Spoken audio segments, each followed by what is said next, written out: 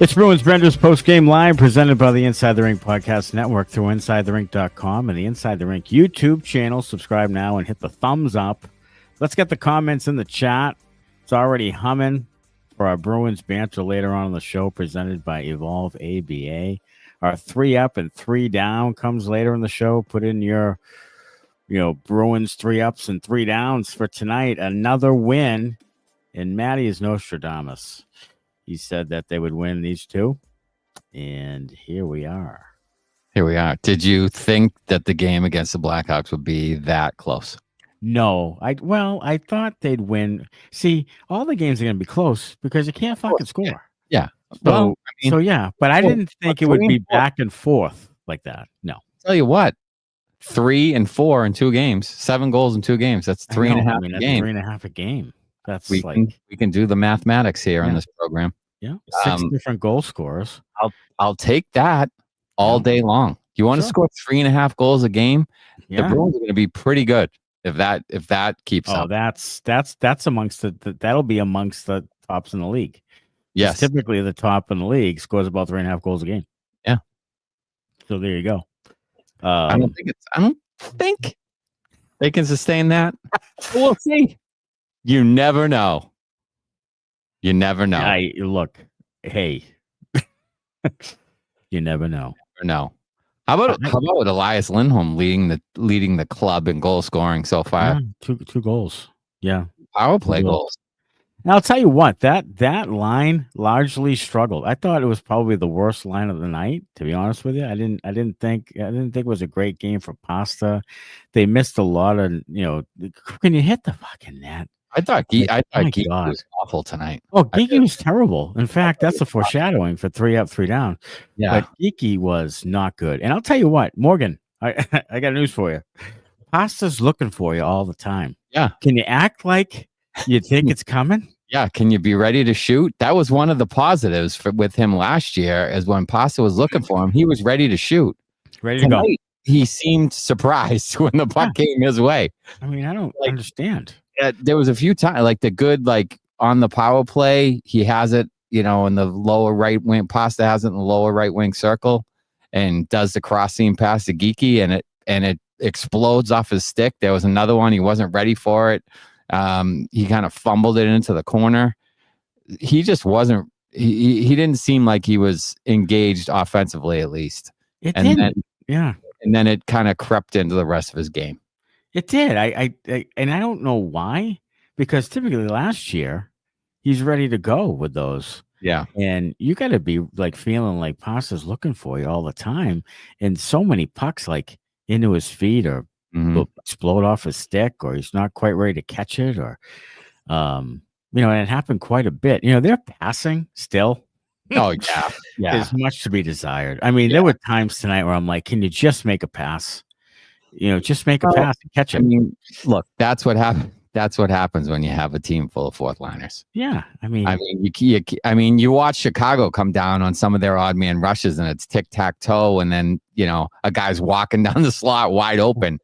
We would have no chance of completing that number of passes in a row. We would send it into somebody's skates, or somebody would fumble it, or it just bad things would happen, and it happened to us in overtime. We're joining the rush, and then we missed the net, and then it's a 2-on-0. I mean, thank fucking God for Korpisalo, in overtime. Oh, man, I'll tell you what, that was outstanding. That was unbelievable. I mean, he had Nazar with the paddle, and then Bedard, and I thought that was actually a mistake by Bedard. I thought he should have waited for his teammate and created the 2-on-0, and I think they have a much better chance of scoring that goal. Probably. And probably winning there. But, of course, Bedard's going to try to take it to the net. And, of course, he's the best player on your team, and you want that to happen. But I think if he waited, that was a 2-on-0. Yeah, he was a little nonchalant. He tried to, DeBrusque him. It was come in and, try a little flip. Yeah. And, didn't work out for him. No. But I'll tell you, it was Fraser Minty fresh. Minty. So fresh and so clean. So fresh and so clean. So I wish we could use that sound, that music in the YouTube restrictions, but you'll just sing it and we'll be fine. So fresh and so clean. Yeah, that was a nice finish. Mitten actually had a beautiful pass earlier to Janelle Yes. that he made a great save on. Yeah. Soderblom, who actually played pretty well too, I think, today. I think the goalies kind of turned their heads at times. And there were many pucks in the crease, as Pejman said in the comments, like many pucks in the crease that the Bruins should have been able to tap in. And that's going to be a theme, as he says, throughout the year, that it's just going to be just off the finish, like just off quite a bit. And look, they win these two games. I thought they would. I thought they'd beat Washington at first, and I thought they'd win this game at home. And you know what? I think they can win Saturday at home against Buffalo. Like I think they could win Saturday at home. Not 3-0, but I'm telling you, there's going to come a time during the year when they either get injured. Like it's already happened. Hampus Lindholm tonight. They either get injured in the forward group or they go through a slump that causes a losing streak and causes some doubt and a tough road. So that's going to happen. But now they're ready to go.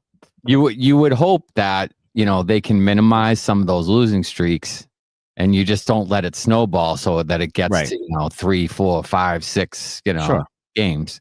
If they can keep it to, you lose, maybe you go like, 0-2-1 or something on a road trip or, 0-3-1 or something at worst, but you still grab a point and then maybe you can get out of that thing. Like you just hope that that it doesn't snowball and become so bad that, it just derails the season. Because if they can keep the losing streaks to a minimum and you can, bounce back and, play 500 hockey, you should be okay. Well, if they play like this, they'll be better than Buffalo and Detroit. So they'll be in the mix for a while. I mean, Detroit's goaltending, like John Gibson in his first period of play with Detroit had a goals saved above expected of minus 2.64 or something. He gave up 3 goals and they should have scored like 0 goals. Right. Just to compare, Swayman had like a 3.64 or something. Yeah. In game 1.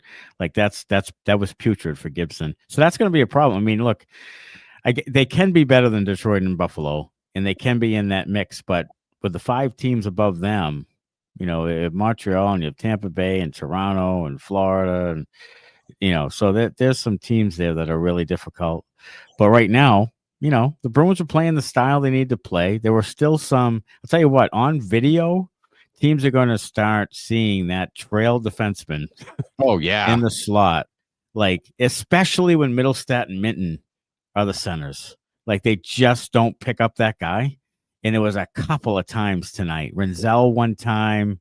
Yeah. And then another time, someone else came in. It was Vlasic or someone wide open. Yeah, I mean, one time it looked like it was Janot. It looked like 2 or 3 guys went to the puck and they just let that weak side defense. It was just puck watching. Yeah. They're just standing there puck watching. Yeah. Yeah.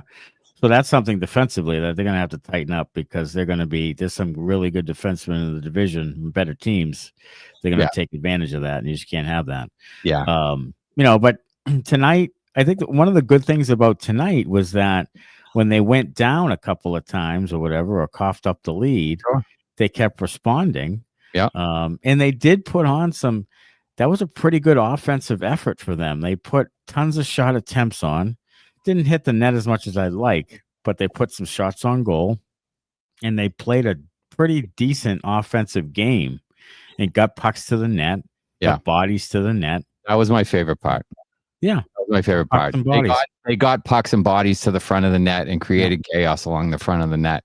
And it allowed Tanner Janot to score his first goal. Like, it was a nice move off the wall from Asimont. Right. And then takes a shot. And then this, Minton standing right in front where he should be. And, the puck squirts out to Janot and he buries it. Like, that's how they're going to have to score. It's not going to be tic-tac-toe, coming down off the rush. The Bruins don't have that team. It's going to the way that they're going to stay in games is greasy goals and power play. And they scored on the power play again tonight. Mm-hmm. And to take the lead, which was another, big goal at the time. Sure.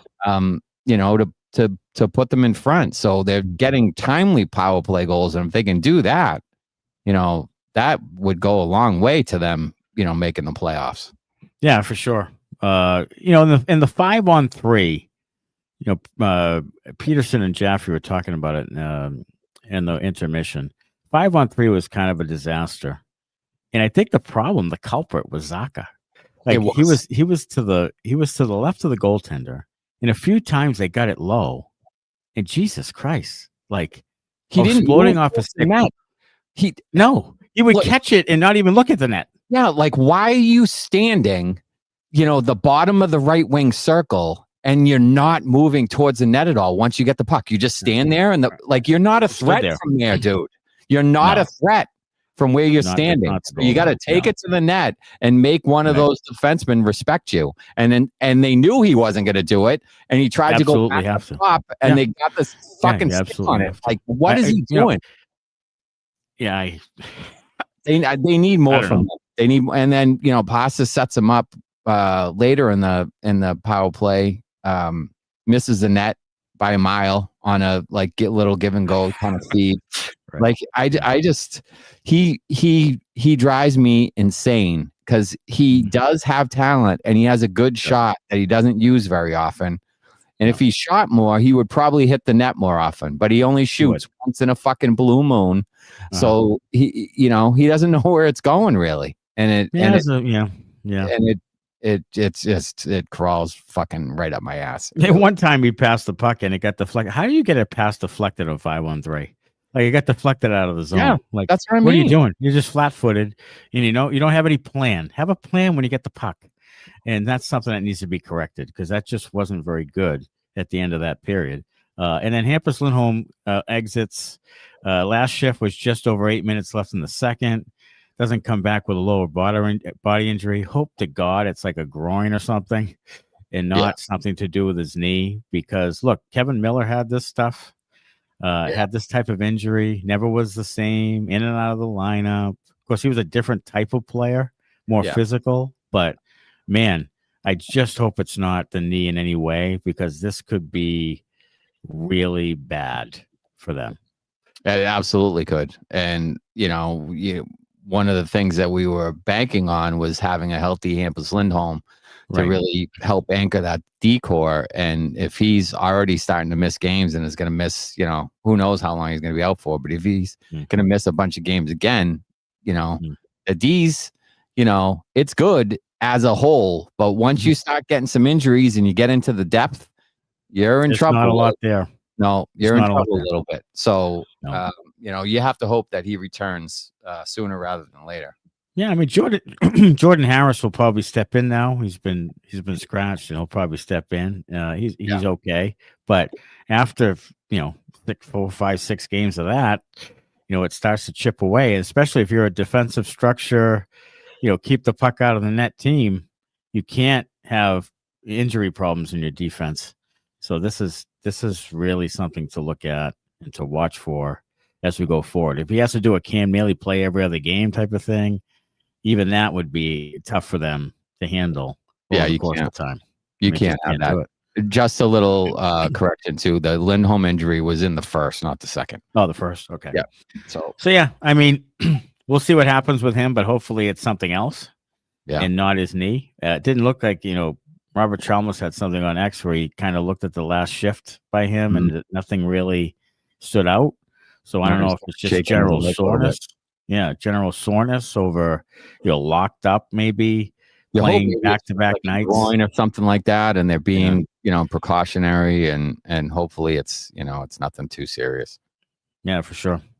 All right, we're going to get to Benders Banter and your comments, and that's presented by Evolve ABA. Evolve ABA offers consulting services from a board-certified behavior analyst to adult day programs in residences, schools, and even businesses using the principles of applied behavior analysis. Evolve ABA is also pleased to offer staff training and collaboration with parents of children with autism and other special needs wishing to learn more about the science of applied behavior analysis. To learn more about Evolve ABA, call Sean Daly at 774-823-5016 or visit at evolveaba.net.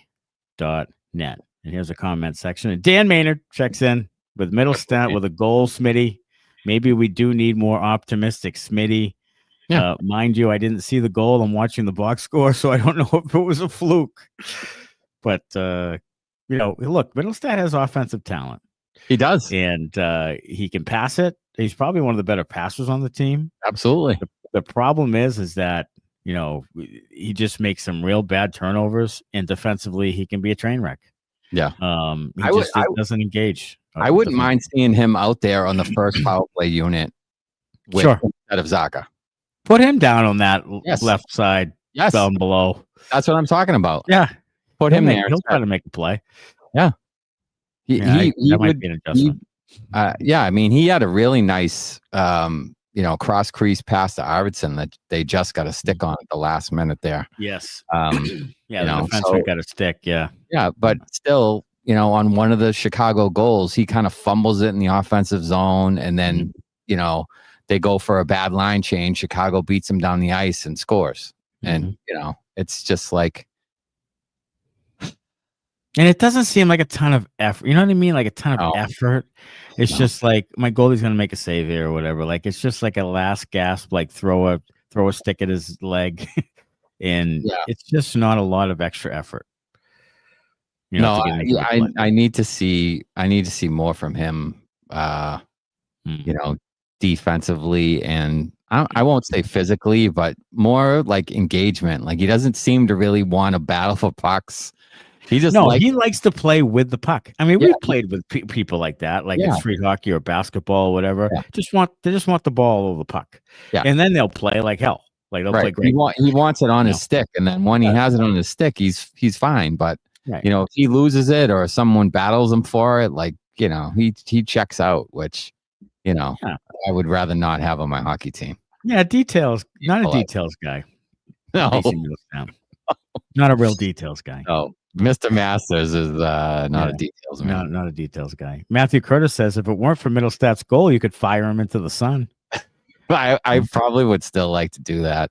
Yeah. Can we come up with a different name for Middlestad instead of Mr. Masters? Can we call him like Pebble Beach or something? Pebble Beach. Pebble Beach. Yeah, Masters is Lohrei. So you gotta have Middlestad is like what is it? Beth Page or one of those. Where's TPC Sawgrass? Yeah, we'll call him Sawgrass. Sawgrass. Yeah. Kid Middlestad. Snodgrass. Matthew Curtis also says contributions from all the lines tonight. I thought the lines, offensively, I thought the lines played fairly well. I really thought the first line wasn't great. I thought Geekie was bad. Lindholm did have the goal. Pastrnak seemed off. He was missing nets and really didn't seem. It sort of seemed to be out of sync. It is a tough, second out of a back-to-back to start the season, home opener. And it looked like that, especially in the second period. And this team has had second period problems in the past. And tonight was another one. Like, come on the second period, just didn't have a ton of energy. Yeah, it looked sloppy. Just looked sloppy as hell. And this team has to be ultra focused to play at a high level because they just aren't super talented. They can't just slide by on skill. They can't fall behind 2 goals and then come back. They can't just show up and expect to win. Like they really have to work hard for everything they're going to get. So if they're not doing that, or if they're sloppy, or if they're not, valuing the puck the right way and managing the puck the right way, it's going to look bad. It's going to look bad. And tonight it looked bad at times in the second period, but they fought their way through it. And when they got down, they, were able to tie it and then take the lead and hold on eventually. So, and Adrienne says, am I wrong? Or are we at 7 goals by 7 different players? We're at 6 different players. Elias has 2. Elias has 2. But you're seeing some different guys, putting the puck in the net early on here.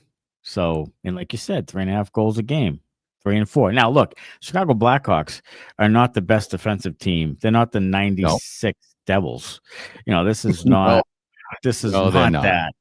This is not that at all. So let's pump the brakes a little bit on that. But I will say that it was good to see them second night of a back-to-back.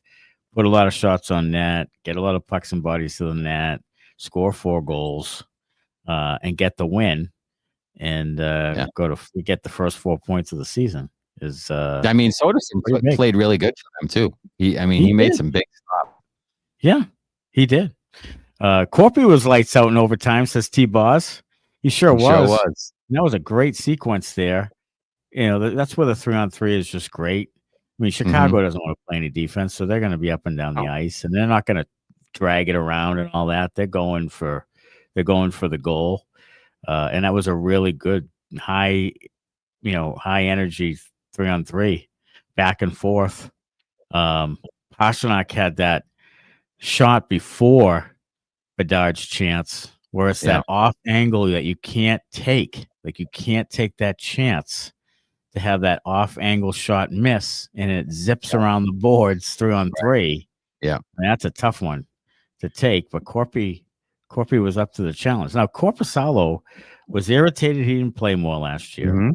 Swayman looked good in game 1. Korpisalo looks good at times in game 2. Like, I still think it's going to be a 55-27 or whatever it is split.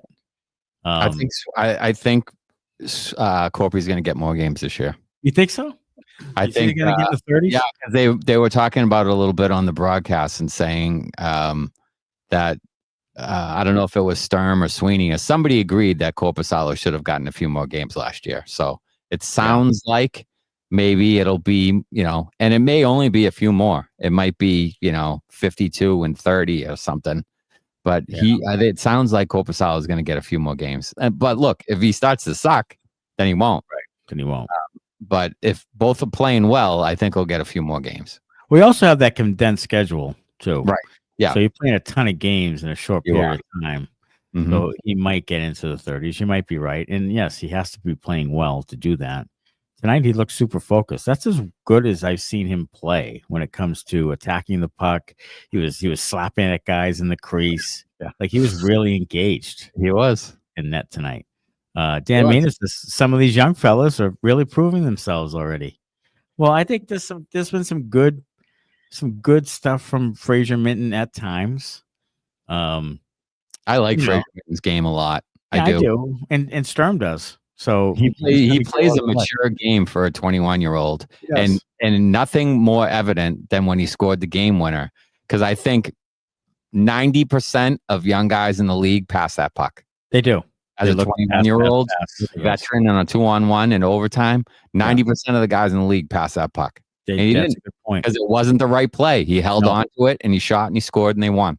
And that was that really just proves, that he's kind of has a mature game and has a really good hockey IQ, which this team could certainly fucking use. Oh my God, there's more guys that think the game the right way. My God, could they use it? I'll tell you, if Minton is, a 40-point guy or whatever. Oh my God, then they're in really good shape. Like they'll. Are we talking ourselves into them being? I think you know what I said before. What the fuck is going on?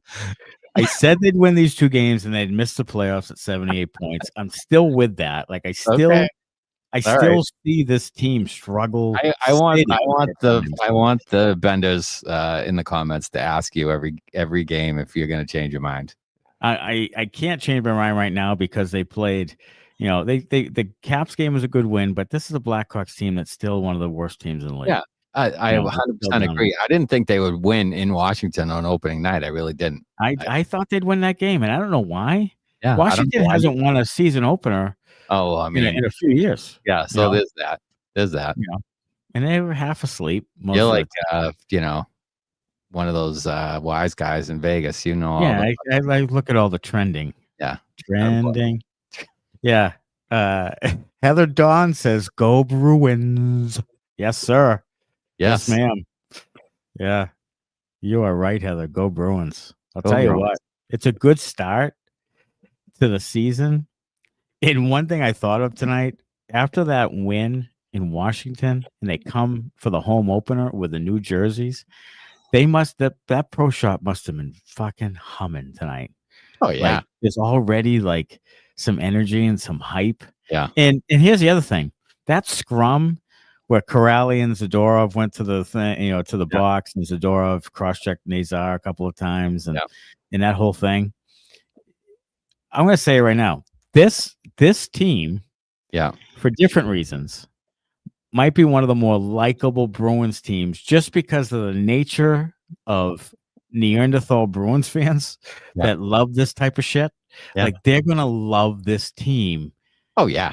Just for the way they play. If they have some like line brawls or some shit with Florida, it's going to pop off. Like, it will be, this team will become lovable, especially if they can stay relevant and not slide down the standings. If they can play this way, up in people's faces and face washing and scrums and fighting and blocking shots and hitting, they hit the hell out of Chicago tonight.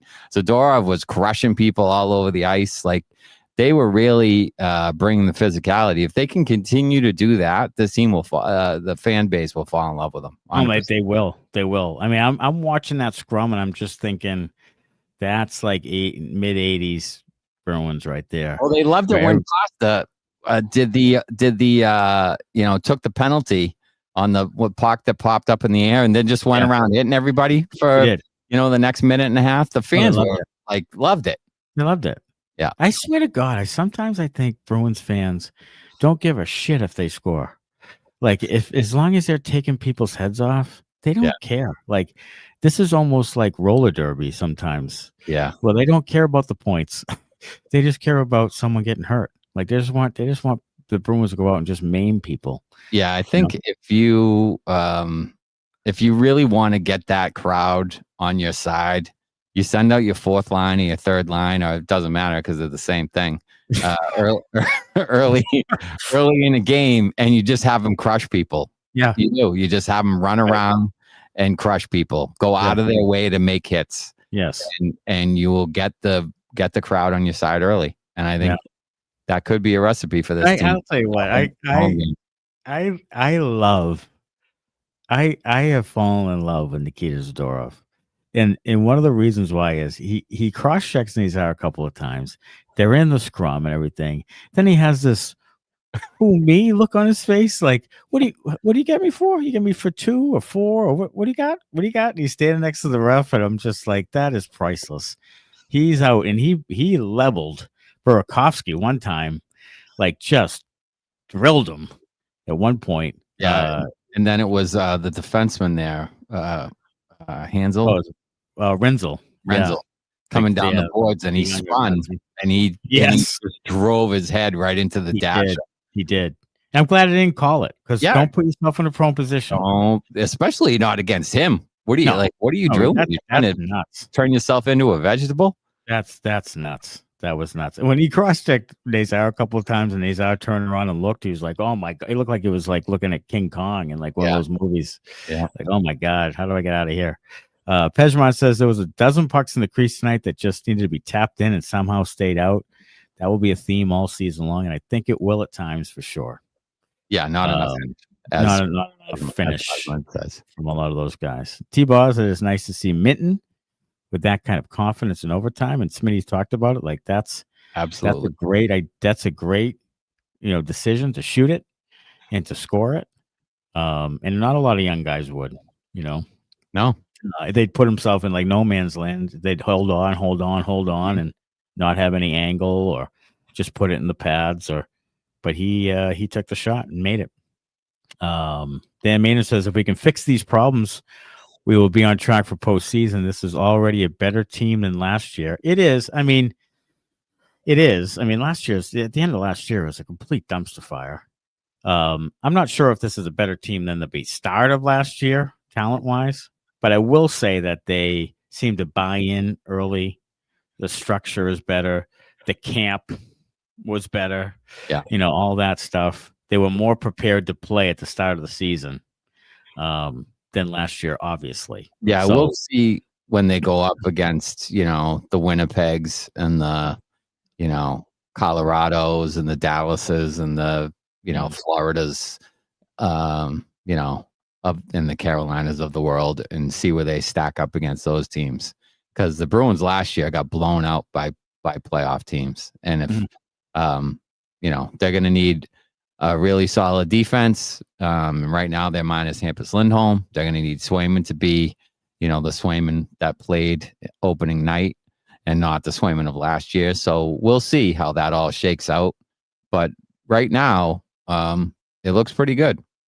So hopefully they can continue it. And T-Buzz Brazzers scored again tonight. Of course, so he's on a freight train. I said in the text chat to you guys, I said Brazzers is playing with Malkin. He's going to score 25 this year. Yeah, and you know what? I'd still have him for like 10. I think he's going to score 3 now and then 7 the rest of the year. I don't, because Malkin's going to get traded to Florida, and he's going to end up with Joe Shitsleeve, and then it's going to be he's going to have 10 goals again. All right, we'll see. But I can't.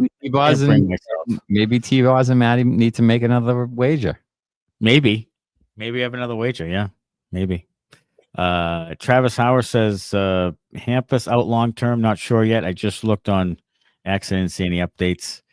So there'll be an update tomorrow, but I'm not sure, and that would be somewhat devastating. Michigan Mike wants Blumel and Steves. Screw these other guys. He wants more excitement from Blumel and Steves. Well, they'll provide the excitement down in Providence. They'll score tons of goals on there. I think the second line, as currently constituted, doesn't really work. I don't think Zacha and Middlestat should play together. I don't like that at all. I don't think they complement one another at all. I think Blumel would be good on that line with either of those guys as the center, because both of those guys are pass first. And I think Blumel has the speed to stay with Arvidsson, and I don't think either one of those other guys do. So I think that might be a better line. I wouldn't mind seeing that. But I think one of Zacha and or Middlestat is going to need to be traded in order for that thing to happen. And that probably won't happen until at least mid-season. If not, ever. I don't know if they'll do it. I don't know if either one of those guys is attractive enough to other teams. Zacha maybe, because he's got he's pretty responsible defensively, has some offensive upside, and he has a low contract. So yeah, right. I could see him filling in as a bottom 6 guy on a contender. Joe Bandara says optimistic Smitty 82-0 for the year. Yep. Here we go. Do you think that Sweeney and Neely, like, I could just see smug Sweeney right now? Oh my God. Can you just see it? I almost hate that we're 2-0. Like, you know what I mean? I almost hate it because I could see Sweeney walking around the office like, Jesus Christ. Like, that's the one thing that just irritates me about it. I'm with you. Because they're going to make the playoffs, have a couple of mid-range first-round picks, maybe even trade them off for some guy who won't fucking reach expectations. And here we go. Yeah, it's going to be the same shit again. But, he's thinking in the back of his head, like, this is what should have happened last year. Like, this is how we should have been last year. Right. He's going to be like, oh, I was proven right all along. Yeah, if they play well. That's what he's. I know that's what he's thinking. It just helps his ego a ton. And look at you didn't invest in Monty, and Monty gave up. You're both wrong. You both. You didn't want to invest in Montgomery further, and Montgomery was a child about it. So you both fucked up, and the season was a disaster. So I mean, get that thing right. Either fire him before the season started if you didn't want him any further, or extend him. And, maybe it's different. But Montgomery knew the writing on the wall. It was a lame duck coach, but that's the GM's fault. Absolutely. Before anybody else. T-Bot says bees need a pickleball mentality and they will make the McKenna sweeps. Yeah, I mean, the hard part is with McKenna is that you don't know if the ball's going to drop your way. But they do have it. It seems to be a more loaded draft than this year. So you're going to get a pretty good player in there if you don't make but I'm telling you right now, folks, they're not making the playoffs. They are not. Fucking bookmark this, Connor. They are not making the playoffs. And we'll play this goddamn thing again when they're mathematically eliminated. We'll play this very clip. They are not making the playoffs. Well, aren't you Debbie Downer? Wah, wah. Yeah, I'm telling you, they're not. So not to fear. They are not. They'll have 2.6% chance of getting fucking Dab and McKenna. Yeah. And then they'll get, I don't know. What do they call it on Felger and Maz? They call it like Henry Schmedlap. They're gonna get Harry that guy. Schmedlap? Harry Schmedlap. At pick 8. Craig Leleave. The second line is boner deflation to the extreme. Yeah. Well, I'll tell you, Middlestat scores. I mean, this is going to be Middlestat though. He's Todd Ellick. You know what I mean? He's going to put some points and some goals in and stuff, but he's like fool's gold. It's like it's Frank Vetrano. You know what I mean? It's offensively, Jesus, look at the stats, but he doesn't play defense. He doesn't pay attention to details. Honestly, he's not a winning player. I know. I'd rather have Frank Vetrano. I'd rather have Frank Vetrano. Yeah, he just doesn't. He's not a winning player. You need winning players. Yeah. Dan Maynard says, just throwing it out there, I'm becoming more and more of a Zadorov fan. Me too. Yeah, he's got more Bruin blood in him than most players over the last 2 or 3 years. He does have. He's a lesser version than Chara, but he's almost a more dirty version of Chara. Oh yeah. Like he's just like borderline institutionalized out there. Yeah, Chara, even at 6'9", was still a gentleman on the ice. You know, even when he was beating the hell out of you, he was a gentleman. Yeah. Zadorov's kind of, he's like fucking Drago from Rocky. Like he wants to fucking break you. He does, and he smiles at you. It's like psychopathic. Yeah, he smiles. Hey, we got some sips out there. I got to jump ahead to the sips. Don't want to forget those. Adrian has ginger ale and wild turkey. Absolutely. Oh, yeah. Right? Absolutely. And I think T-Boz had one earlier. I lost it, but if Connor can search through some of those. Having the Sam Oktoberfest again. Oh, the October. Tell you what, the Harpoon October, that festival was pretty good. It was. And that was pretty good. And they had the UFO. UFO has always been one of my sneaky favorites. UFO white. So good. It's so good. They had that hockey club lager though. That shit was good. That was pretty good. Yeah. That was pretty good. It was in a can, which I don't typically like it in the can. But if it was in draft, then I would. Let's see. Elias, where are we? I just lost it. Elias started hot last year, says Pejman. He had 5 points in the first 3 games. Good point. And then we know what happened. We are going to be any good this year. He has to be playing with 88 and 39. He has to clear 55 points. I'll tell you, Elias was hurt. He was dinged up. He was. And then got into a real good slump for himself. But he has, as Ty Anderson tweeted out, 20 points in his last 27 games since 4 Nations. So, he's producing and coming together with Pastrnak has been a good for him. And like we said, like Smitty said, Smitty said so many things that have come to fruition. Elias Lindholm is a good offensive player with good offensive production when he plays with Johnny Hockey and Matt Tkachuk, and he plays with David Pastrnak. Like put him with elite players, and it elevates his game offensively. Yes, and that's what's happening. You can't put him with Harry Schmedlak and fucking Tanner Janot. You can't do that.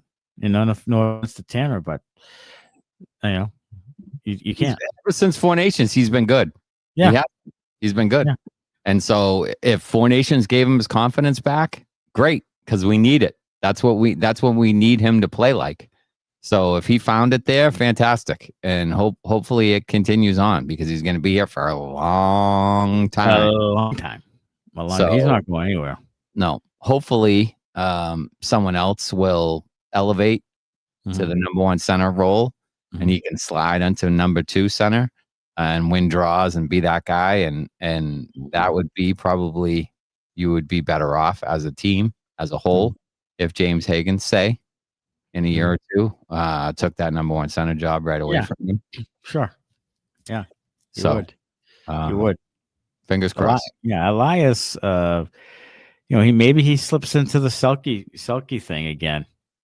I'd be fine with that. If he's playing really well and they're a plus line all year long, maybe he slips into that conversation. If Korpisalo has a good season, he's going to win it because it's his last. Yeah, it's on his way out. Yeah, they'll give him they'll get through the same thing they did with Bergeron. And Barkov's hurt for the year. So I think if Korpisalo has a good season, it's going to him. Korpisalo, they talked about him briefly. Like, he's an underrated, undervalued, under-talked about player for years. Like, very, very, very, very underrated. Like, crazy underrated. Like, if you look at his stats and stuff, we talk about Bergeron. If it was reversed, Korpisalo would be, sure ballot Hall of Famer, and people would be talking about him all the time. I mean, he's going to be that anyway. He's going to be that. He's going to be that anyway. He's just not. But it wouldn't be under the radar though. No, he's not talked about as much because he plays in LA, so a lot of people don't get to see him because the games are late. But he's a better offensive player than Bergeron is. Yes, he's worse. He's a little bit worse defensively, not a lot worse, but he's a little bit worse defensively. I think overall, I'm talking about. You could make the argument he's a better player than Bergeron. Overall, you really could, and that's sacrilegious. And this thing may be taken off the air, but I mean, it could be. You could make the argument. I'm not saying it's true. Yes, I'm not saying it's true because I have a special place in my heart for Patrice. Sure. But you could make the argument, and Kings fans could make the argument, and they wouldn't. Are you fucking kidding me? Yeah, thanks, Connor. Saw that. They would be absolutely beloved here if he played here. He would absolutely be beloved. And 100%. I hope he wins the Selke. Good for him. Sticks and Puck says, I was really hoping for a goalie hug there at the end. What a game. I don't think they're a huggy pair. No, I don't think so. They like each other, really. I don't think they love each other. I'm sure they're fine with each other, but I don't think it's a love affair. No. Dan Maynard says, I feel like there's more shooting for the net than last year. I don't know if it's these younger guys or if Sturm has railed them to actually shoot more for the net. Well, here's the thing. Against Washington, they didn't have a ton of shots on net. I think they had, 21 shots, but some of them were late. Like, it's just, when they play good teams, it's going to be a real struggle to get shots on net. They went, I think, 7 different segments. Or 5 different times they went like more than 5 or 7 minutes or whatever it was. 5 different times, more than 5 minutes without a shot. Yeah, without a shot on net. So tonight, Chicago sucks defensively. Yeah. And they turn it over and they try to make home run plays and they do all the shit that young players do. So you're going to get more chances tonight. Now, good on them, the Bruins, that they opened it up offensively a little bit and tried to score some goals. Good, great. But against good teams, you're going to see a lot more what you saw against Washington. Yeah, you will. You will. And the other thing about the Bruins is they don't hit the net. They don't. Oh my! They don't hit the net. I mean, tonight was a even bigger example of that because Pastrnak was a little off, so he wasn't hitting the net, and Geekie wasn't hitting the net. But like Zacha doesn't hit the net. Usually, the defensemen don't hit the net from the points. So they're a team that they might have shot attempts, but they're going to have low quality shots on net if they're facing good teams. Minor injury to Hampus Lindholm, not related to the knee. Excellent. So that was just tweeted out about 20 minutes ago by some of the Boston media. So excellent. Hampus has a minor lower body injury, not the knee. So that's excellent news. Yes. Corpy plays 35 games minimum, says T-Boz. Mark my words. Could be. Let's not bullshit ourselves, boys and Adrian. We are one top line injury away from a 6 to 8 game losing streak. Could be true.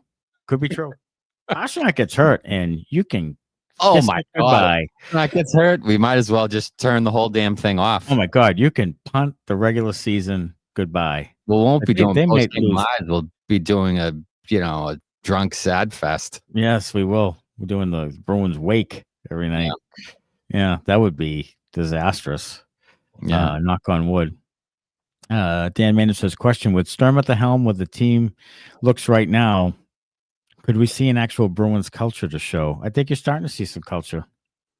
I think you got guys who buy in. I will say this about Sweeney, begrudgingly, that he's gotten guys who like to play the style he wants to play. So for the first fucking time in like 10 years, he's gotten guys who actually can show some sort of an identity together. You know what I mean? Like I see what he's doing. Yeah. We've always wanted a plan. Do I agree with a plan or agree with the contracts and all that stuff? No. But at least I see somewhat of a plan, and all the guys who we brought in are buying into the plan. I would agree with that.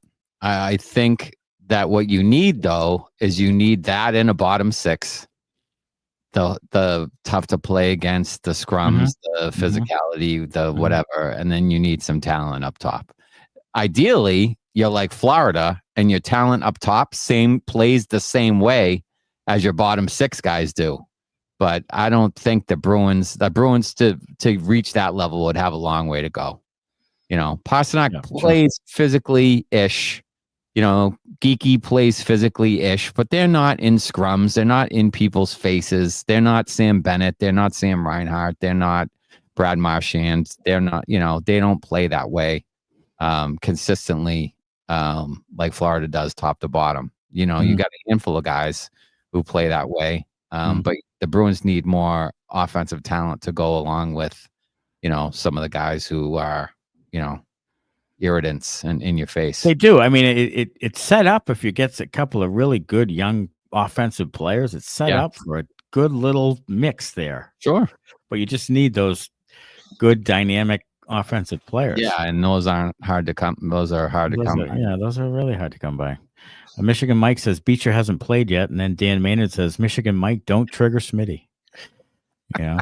We were having such a good time. He's my best friend. Beach. I love Beecher's role right now. Yeah, I'm a big fan of his role right now. Watch all the hockey. I think he's excelling at his role right now. He's no Riley Tufte though. I think Riley Tufte really should have Beecher's job. He should. Tufte. I'd rather have Tufte in there. Yep. I haven't seen. When's the P Bruins? When they start up at some point, right? For real? Yeah, it's probably this weekend. I would think, right? I wonder what. I saw that Poitras was going to play with Lysell, I think. Poitras, Lysell, Blumel, maybe? Yeah, something like that. Poitras, Lysell, Blumel, maybe. And then Merkulov was playing with Steves and somebody. Yeah. I mean, and they're going to have an AHL All-Star team down there. Patrick Brown, and Jeffrey VL. Jeffrey VL's on this team. Oh. VL and Beecher up in the ninth floor. They are feeding each other popcorn. Sweens. Yeah. Oh God. They are.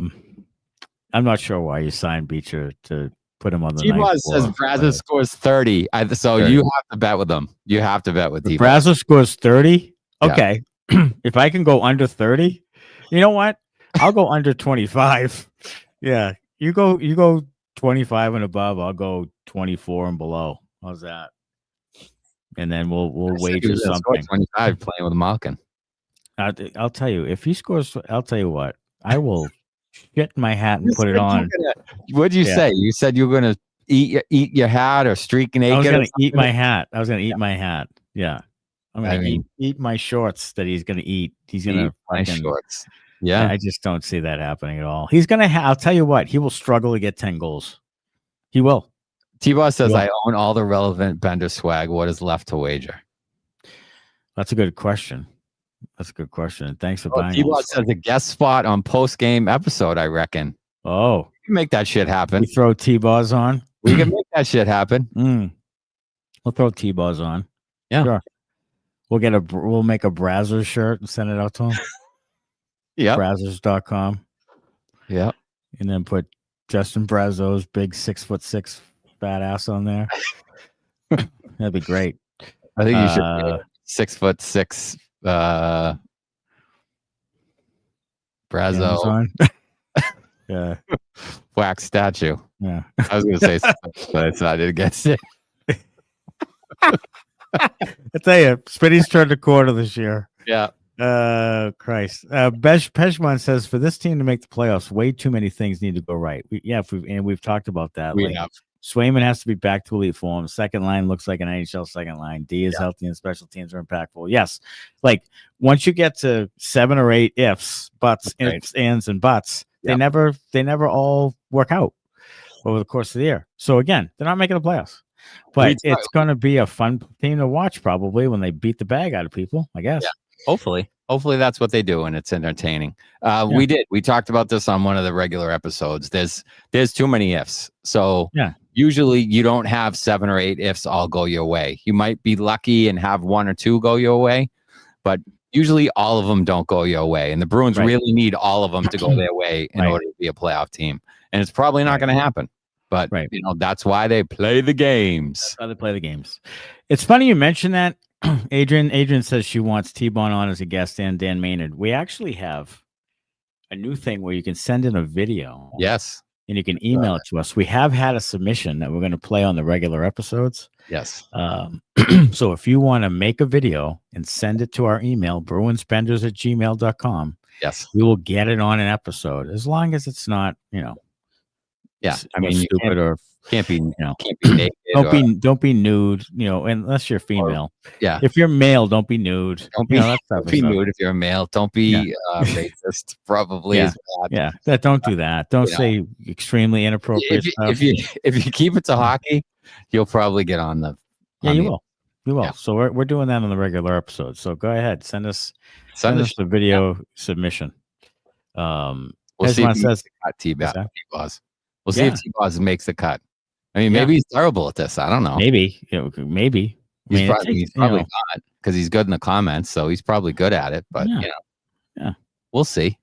We need someone to look at. We could use just as on a regular kind of basis is a female voice. You know what I mean? Someone who's a good. You've been saying female this for years. I have. It's fine one. It's because he was looking for a girlfriend, folks. No, that's not true. Actually, if you love hockey, I'll consider it, but that's the only way I'll consider it. Unlikely to all happen, but at the very least, would like to see the kids like Lohrei, Minton, maybe Zellers take big steps. Yeah, I mean, they need more. Will Moore and James Hagens and Dean Letourneau and they need 3 or 4 of these guys, Losh Mellis, 3 or 4 of these guys to be to be good, to be NHL players. Like they need, because all the free agents are signing with their own teams and they don't have a ton of assets. I mean, they have a couple of first round picks the next 2 years, so they could use those. But are you going to get a Natchez? Are you going to get you're going to be able to sign or trade for an Adrian Kempe? I don't know. Those guys want to come here. Natchez hated Carolina and Colorado. You think he's going to like Boston? The only reason that he would like it here maybe is because of the connection with the Czech guys. Yeah. Yeah. Okay. Then take a swing. Yeah. Take a swing. I'd be willing to. He's a 70-point guy. Take a swing. Sure. M. Rack says, Tom Fergus, I just had an acid flashback. Yes, Tommy Fergus. Yeah. Kenny Hodge Jr. There's been some guys. Yeah, I love Jake DeBrusk, for Christ's sake. Yeah. There's been some guys who came out of the chute and you were like, wow, this guy's great. And then, Dmitry Karatalnov. Sure. Mariusz Jankowski. Yeah, sure. Michigan Mike says, I have to settle on Blanton for my stomp. My Frey Ranch 123 proof is gone. God bless you. It has a government warning label on it. Wow. 123 proof is it's lethal. Yeah. Don't operate heavy machinery with that stuff. No. I probably wouldn't even walk around with that stuff. No. I wouldn't. Still. Yeah. Just sit still and drink. Yeah. Sit still. Try not to do too much. Matthew Curtis says Natchez wants to play with his Czech teammates and also wants to play in a big market. The cap is $107 million. Yes, Mike. But the problem is, I don't know if they're going to be able to spend it all. And if they do spend it, they're gonna spend it stupidly. Like I don't. They need. Yeah, I mean, part of their problem is they build the roster from the bottom up. They do. Which I don't understand. Like signing Tanner Jeannot on day one of free agency is a mistake. You know, you can get Tanner Jeannot on a different day of free agency and maybe not have to give him $17 million over 5 years. So, you know, go and get some offensive talent. Like they said in Behind the B or whatever, Cam Neely said, oh, we thought we were going to improve the offense, but it didn't materialize or whatever. Right. So it sounds like, you know, they maybe had some things cooking that didn't work out. Who knows? Maybe it's Natchez and maybe they revisited the trade deadline.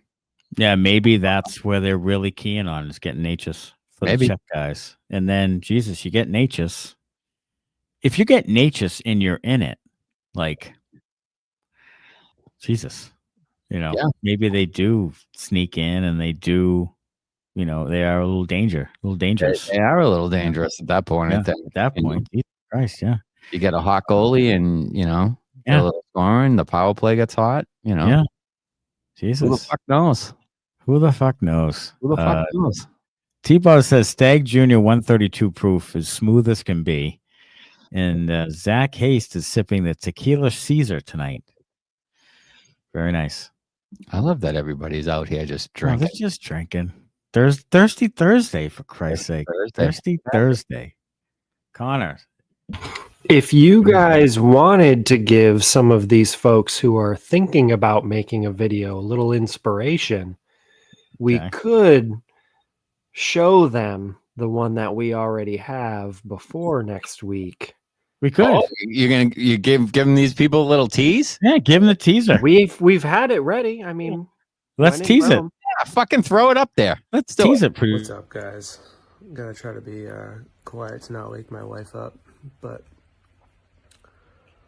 I want to yell. I'm so mad. Why did we send down Blumel to Providence and not fucking Johnny Beecher? I'm so done with the Johnny Beecher experience. He's so bad. I don't care if he's fast. I don't care if he's good on the PK. He provides absolutely nothing offensively. He's so bad. Turnovers, no goals. I'm so sick of him. I don't understand why the fuck the Bruins are still entertaining this experience, because they're afraid to admit that they made a mistake on this guy. Like,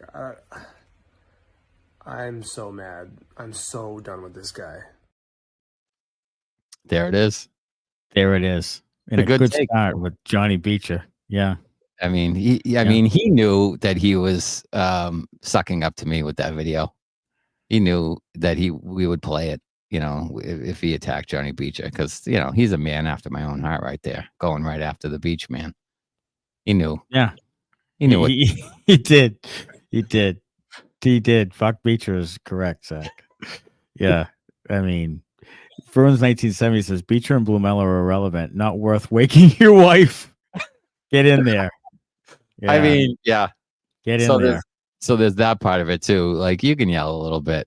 I mean, if you're mad at Johnny Beecher enough, you can yell a little bit. It's I've okay. been known to yell and wake people up before. I have. Yeah. I have. Happy Thanksgiving, Zach Haste. Canadian Thanksgiving. Off till Tuesday. It's Canadian Thanksgiving? Yeah. It's Boxing Day. Is that the same thing? Yeah, right? We should know this. Boxing Day is after Christmas. Oh. It's not. We have a lot of Canadian fans, so that's when the World Juniors is played. We should probably figure out some of this shit. Dan, that was Brian in the video. Brian sent us a Canadian video. Thanksgiving is typically our Columbus Day. Okay. Well, or Indigenous People Day, because we found out that Columbus was a corrupt, asshole. Speaking of corrupt assholes, let's go to 3 up, 3 down. 3 up today. Number 3. Fraser Minton scored the game winner in overtime. Made a great pass to Jeannot for what could have been a goal. Eventual game winner as well. So number 3 was Minton. 2, Elias Lindholm. Second goal in as many games. On pace for 82, baby. And Elias has been good, and he seems to be re-energized, and maybe, just maybe, playing with good players or a really great player is going to maybe get him to a 50, 60-point season. Wouldn't that be nice? It would be very, very nice. Great. And then number one, Joonas Korpisalo was terrific, especially in overtime, robbing Nazar, robbing Bedard, and allowing the Bruins to win. Yeah, 100% agree. 100% agree. 3 down. Number 3, the injury to Hampus, although we found out now that it is not that serious, so that is good. Good news. Good news. Number 2, Morgan Geekie. Thought he was off all night. Didn't look ready offensively. Didn't look shot ready, which is a big thing they've talked about over the offseason for guys, and especially somebody playing with Pastrnak. You have to be shot ready. Yeah, for sure. And then number 1, the officials, and I said it, tweeted it during the game. I said it's game 2, and already I'm done with the officiating. Like you watch them call games, and I just don't know what they're looking at. I just don't. I really wish they would cut down on the overall amount of penalties called. I really do. I think it should be like 1 or 2 a game. I mean, I know power play is exciting, and that should be egregious penalties. That's it's goal scoring, and that's important, and you want people to have the high point totals and all that thing. I get it, but it like the call on McAvoy tonight, like God's laying on his stick, unbelievable, yeah, and he yanks it out from under him, and then he gets a penalty for interference or something. Again, that's a call you don't make in the postseason. You don't make that call in the postseason. Don't make it now. Yeah, I mean, all you got to do as an official is say, "Knock it off, boys," or whatever. Yeah. And then if they both do something stupid, you either call them both or you call no one. That's a no call. Every single day of the week, that's a no call. But here's fucking Joe Blow got to insert himself into the game, and then he walks over and he does his little delay. 73 Boston, 2 minutes. Yeah, interference. Right. Fuck yourself, buddy. Yeah. No one's here to watch you. No one thinks it's cute. Just announce the penalty and get the fuck out of the way. Yeah. And Zach Hayes said it right. Some of the icings were all fucked up too. Some of those calls, the linesmen weren't great. I mean, I know it's the beginning of the season. I know they have some, they go with those things they need to watch, and they want to make a statement early on and call these penalties and try to set the tone for the year and all this other stuff. But it starts to fade away, and it's garbage in the beginning, for sure. Travis, Lindholm is a minor injury. Not the knee, so you can exhale there, brother. Dan Maynard said that was the best segue, Matty, the 3 up, 3 down. He said he did spell segue, I believe, correctly. Did he? I think that's correct. Sesegue.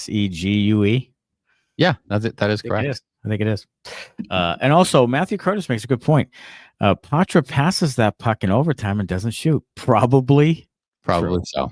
Yep. And that's what we're talking about. He's one of the 90% that say, I'm going to pass it and not shoot it.